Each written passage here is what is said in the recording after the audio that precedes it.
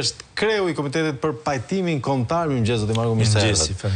Duket sikur keni marrë një hap më të madh se këmba, nuk e di nëse mund ta them kështu, është se gjatësia e trupit. Po absolutisht keni duket në fakt është një lëvizje gjeopolitike kjo më shumë se politike. Ju keni bërë një kërkesë goxha të veçantë. Mund na tregoni për publikun se çfarë kërkese keni artikuluar që ja keni dërguar deri edhe presidentit të Shteteve të Bashkuara të Amerikës? Po, të them të drejtën, unë duhet ju falenderoj se jeni i pari, bile sot pash a ka ftesë në media, ishit ju të parët që më kishit dërguar ftesën dhe thash, bravo, thash Flavio me miqtë e vetë që e kanë parë me vëmendje. Dhe materiali është i jashtëzakonshëm në aspektin e historisë shqiptare. Ka të bëjë pikërisht me këtë moment të rëndësishëm që ka të bëjë me rendin e ri botror, në një kohë kur dy luftrat janë bërë në Ballkan, janë bërë dhe në kurrizë shqiptarëve duke i ndarë në 5 shtete, dëmi është jashtëzakonshëm për 150 vjet, dhe ne kërkojmë që integrimin në Bashkimin e Europën e Bashkuar dhe për interes të Europës dhe për interes të njerëzimit të bëhet nëpërmjet bashkimit o dëmshpërblimin nga fuqitë e mëdha të shqiptarëve dhe bashkimit të tyre. Sigurisht e kemi trajtuar planin me shumë kujdes dhe me shumë produkt të mirë nëse do angazhohen institucionalisht. Pra ju thoni bashkim në Europë, por jo futje në Europë pa reparacionet të luftës dytë botërore. Ne themi këtë, bashkimi në Europë të bëhet për gjithë Ballkanin në një kohë dhe sa të bashkohet antarësimi. Okej, mendova se ishte për vetëm antarësimin në Bashkimin e Europës të jetë, por edhe shqiptarët në përgjithësi të 5 territoreve të kenë sigurisht një bashkim integrimi dhe planifikimi të tyre ekonomik, duke marrë dhe dëmshpërblimin nga fuqitë e mëdha që u takon realisht shqiptarëve. Pse i takon reparacionet e luftës? Së pari, fuqitë e mëdha asnjëherë s'kan pas interes të shohin se çdo më kanë bërë me përjashtim të rastit të luftës dytë botërore, kur janë bërë dëme, si thua, mbi bazën e dëmeve të luftës. Ndërsa dëmet e shkaktuara nga etnike, dëmet e ndarja, coptimi i territorëve, se edhe ky moment është shumë i rrezikshëm dhe për Europën. Kjo lufta për territore, lufta nxitja e armatimit, gjithë kjo nuk e dim se ku do të çojë Europën dhe njerëzimin. Ku do të çojnë luftën zakonisht? Dhe un kam mbesat e mia, sinqerisht mendoj se ky fund shekulli si do ta zënë njerëzimin dhe mbesat e mia, se janë të vogla fare. A do të jenë ato, do përballen ato me një fatkeqësi kaq të madhe të njerëzimit që po e përgatisin vetë politika dhe interesat kapitaliste, dhe sistemi kapitalist është jashtëzakonisht mizor. Por shfaqet shumë mizor. 70% e trinjve në Amerikë kanë ankthë për të ardhmen e tyre, s'kan asnjë të ardhme në aspektin e perspektivës së tyre individuale. Vetëm presin se ku do kapen për të mbijetuar. Dhe kjo mizori kanë zgjidhur të rinj shqiptar, i futën drogës edhe natën e mirë. Po kjo problemi i drogës është një problem akoma më i thellë në kapitalizëm, sepse inicohet, mbahet monopol dhe pikërisht nxitet për të hequr vëmendjetrive, më mirë shkojnë drejt vdekjes e drejt asgjësimit. Kemi provu të socializmin, zoti Marko, nuk është se funksionon. Themi aty, edhe pati problemet e veta, socializmi, por nuk u aplikua, nuk flasim për socializm, flasim për një sistem të ri në shkallë globale, një sistem të drejtës që realisht shqiptarët u kanë prishur si civilizim pa drejtësisht me ndarjen në 5 shtete. Pra ju thoni e gjithë identiteti shqiptar është i rrezikuar po nga qasja e forcave të mëdha. Absolutisht kjo. A kanë ato, mendoni se kanë interes në këto momente për të zhbërë një padrejtësi që na është bërë? Kanë interes se Ballkani mbetet me interesa shumë të larta.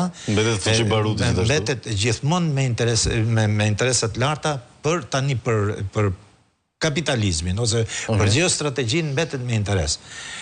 Fatkeqësisht ka pas një politikë jo të mirë perëndimit dhe themi ne që të kufizojnë slavët, rusët, të kufizojnë dalën det, po edhe lufta e Europës me Rusinë sot është një problem geostrategjik i cili nuk ka kuptim fare, por janë kapitalistët nga mbrapa që kanë interesat e armëve, interesat edhe sot fatkeqësisht gjithë presidentët e botës nuk janë më ata që mendojnë vetë, vetëm ata që janë të interesuar të zbatojnë si thua sulmet e kapitalistëve që kërkojnë me çdo kusht të shpiken politika dhe të shpiken luftra për armë. Dikush mund të shpiki për çështjet si puna e këtyre Covidit e këtyre gjëra që kishte. Për lekë dhe pushtet është zakonisht. Tani ne na intereson për shqiptarët. Nëse vërtet institucionet shqiptare sot o sot o kur partitë politike në të gjitha në 5 shtetet ku janë shqiptarët, në Kosovë, në Shqipëri, në Maqedoni, në Malinezi, edhe në Serbi, bashkë me udhëheqjet e këtyre vendeve ku kanë shqiptar, mund të bëjnë një plan, siç ja kemi bërë ne, planin e Federatës së Arbërit,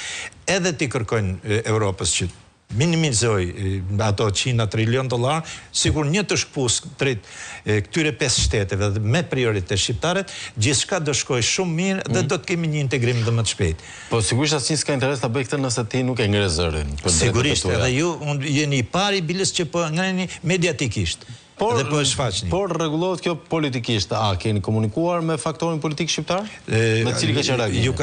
Ju ka shkuar me, sepse javën që shkoi u nisën në mënyrë elektronike, ju ka shkuar kryeministit, ju ka shkuar presidentes së Kosovës, i ka shkuar Maqedonisë, presidenti Maqedonisë, Malizi, gjithë u ka shkuar zyrtarisht në mënyrë elektronike. Sot janë lajmëruar edhe Nikol Camaj në Malinezi si shqiptar që të ketë edhe ai vëmendjen. Janë lajmëruar në Maqedoni, është lajmëruar Talat Xhaferi, do të thënë që janë lajmëruar sot në këtë aspekt, edhe sot janë lajmëruar dhe mediat e tjera, se menduam se ja u çuam, por ato nuk kanë heshtur dhe prap ja u ridërguam, që ta shohin edhe mediat dhe thash, pse vetëm Flavio e ngriti zërin dhe tha, urdhroni hajde të flasim, se çfarë duhet bëjnë. Është çështje personale. Duhet t'i them edhe drejtorit të këtij institucioni ose kush e ka përgjegjësinë kryesore këtu që ta zhvillojnë tani me të gjithë mediat studion e vet, për shembull, ti themi Çim Pekës direkt duhet t'i them. Merre material, lexoj me vëmendje dhe kthej në një trajtesë shumë serioze në studio duke thirrur politikanët shqiptar. Ti thrasi të gjithë, jo vetëm opozitën, për ti thrasi të gjithë këtu. Të thrasi Edi Ramën ti thot, zotëri, sot nuk jemi më opozitar, sot çfarë duhet bëjmë për vendin gjithë bashkë? Çfarë duhet bëjmë për Evropën gjithë bashkë? Dhe o sot o kur duhet zëri shqiptarëve të dëgjohet nga gjithë bota. Po publiku, po shqiptarët e zakonshëm? Shqiptarët e zakonshëm sigurisht e mbështesin të gjithë. Dhe thonë fatkeqësisht që nuk e bëjnë te politikanët, po u dashka ta merrni ju përsipër ose nëse marrim dot ne po punojmë që të merret. Po sigurisht, mund ta sugjeroni vetëm. A ka shembuj të ngjashëm në botë, zoti Marku?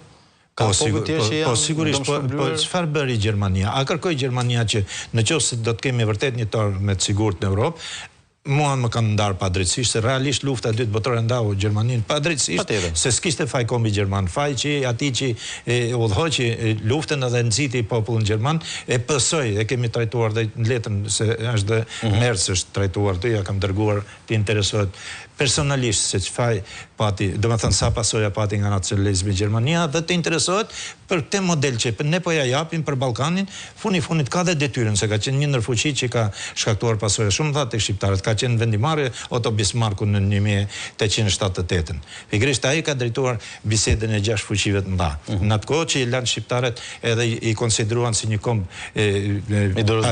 pa interes politik ose një komb që s'përbën nocion politik si komb.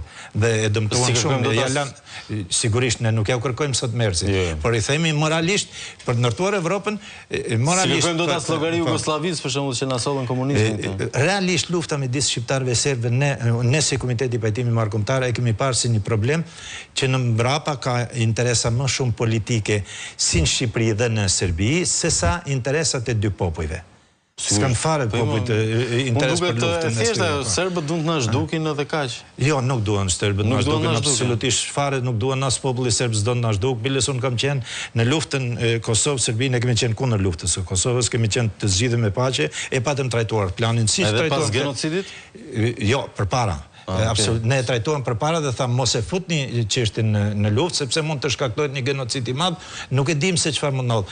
Edhe ktheu përgjigje edhe vet presidenti i Serbisë, dhe ata unë se komandoj do të ushtrin, ju keni shumë të qartë idenë thanë, por zbatohet filloi parlamenti shqiptar, grek, Maqedonas edhe unë si parlament e trajtoj këtu dhe jemi gati. Por nuk e trajtuan të ishin luftën. Temë nxehtë dhe kam vështirësi se do e rivazhdojmë këtë temë, zoti Marko. Unë them që do ta vazhdoni nëse vërtet sa ti jeni ju trin gjallë, jam i bindur se ju do ta keni këtë temë gjithmonë. Megjithatë, njerëzit mund ta lexojnë diku online këtë, besoj sigurisht sot është duke punuar që të bëhet publike dhe në internet do të futet në webin. Plus asaj, ja kemi çuar dhe kemi thënë që ta futsin në Facebook. Të gjithë që e kanë lexuar kemi thënë hidhen në Facebook si material. Kështu që do e gjeni dhe do jetë objekt për diskutim. Faleminderit Gjin Markut nga Komiteti për Pajtimin Kombëtar dhe ju faleminderit Flavio dhe gjithë stafit tuaj që u interesuat për këtë temë, edhe ishit para që e hodhët në treg. Në treg jo, po unë them në vëmendjen e opinionit publik. Miq të dashur, ne mbyllim këtu për ditën e sotme, bashkë rishihemi nesër. Deri atëherë, kujdes gjakun, kujdes.